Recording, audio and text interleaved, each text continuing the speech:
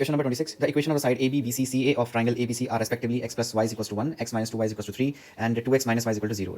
D is the foot of the perpendicular from A to the side BC. D is drawn parallel to BA, cutting AC at E.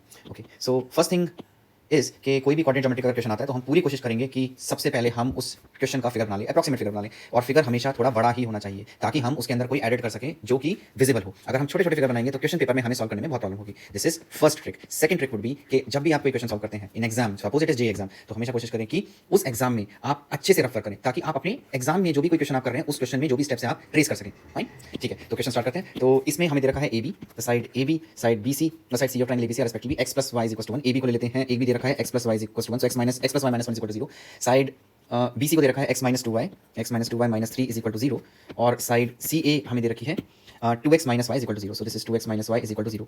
and foot of the perpendicular from A to side BC, ये हमें draw करना है। foot of the perpendicular of side BC, D है उसका foot of the perpendicular, and DE is drawn parallel to BA। DE जो है वो parallel to BA है और ये है E। हमें इस E के कोऑर्डिनेट्स फाइंड करने हैं। ओके, इस क्वेश्चन को हम एक यूनिक तरीके से सॉल्व करेंगे। हम क्या करेंगे कि हम D और E के सिर्फ पॉइंट फाइंड करेंगे, दैट मींस D और E के कोऑर्डिनेट फाइंड करेंगे और उन्हीं कोऑर्डिनेट से हम आंसर लेंगे। ठीक है, तो पहले हम क्या करते हैं कि D जो है, D के हम कोऑर्डिनेट फाइंड करेंगे कैसे। D कोई भी पॉइंट होगा उसकी वैल्यू हम अज्यूम कर लेते हैं कि D के जो कोऑर्डिनेट y और f से होगा b।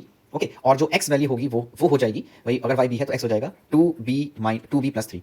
ठीक है ना, ये हमारे पास कैसा है, हमारे पास इक्वेशन ऑफ लाइन है, तो अगर y b होगा तो x हो जाएगा 3 plus 2b। अब ये जो लाइन है AD, ये परपेंडिकुलर है BC से, तो हमारे पास D या कि B की डायरेक्ट वैल्यू आ जाएगी। तो हम स्लोप फाइंड कर लेते हैं AD का। हम स्लोप फाइंड कर लेते हैं AD का।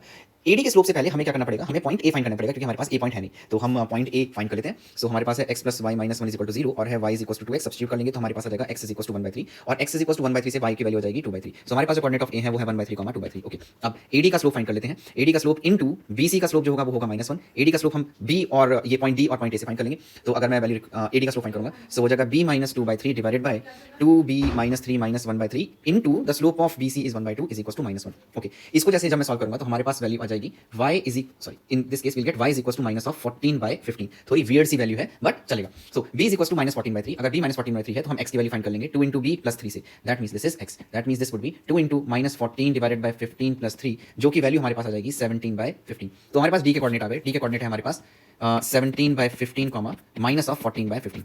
ये हमारे पास सॉल्व करने पे आए हैं, ये स्लोप वाला इक्वेशन। ठीक है, अब हमारे पास DE, E की जो पॉइंट है, E पॉइंट जो होगा वो कुछ इस टाइप का होगा। अगर हम x की वैल्यू लेट्स से a ले लेते हैं, हमें एनीवेज E के कोऑर्डिनेट फाइंड करने हैं। E के x की वैल्यू अगर हम ले लेते हैं तो y की हो जाएगी 2a। ये कहां से आया, ये हमारे पास इस इक्वेशन से आया। सो अगर x a है तो y है 2a। अब इन स्लोप, इसकी स्लोप फाइंड कर लेते हैं। इसकी स्लोप क्या होगी, इसकी स्लोप होगी slope of this line which is -1। So just equate कर लेते हैं। तो स्लोप ऑफ DE हो जाएगी 2a हो जाएगी 2a plus 14/15 divided by a minus 17/15, ये है इक्वल्स टू -1। इस इक्वेशन को सॉल्व कर लेते हैं। सो अगर एलसीएम लेंगे तो हो जाएगा 30a plus 14 divided by 15a minus 17 is equals to -1 is equals to -1। अगर क्रॉस मल्टीप्लाई करेंगे तो हमारे पास आ जाएगा 30a plus 14 is equals to -15x plus 17।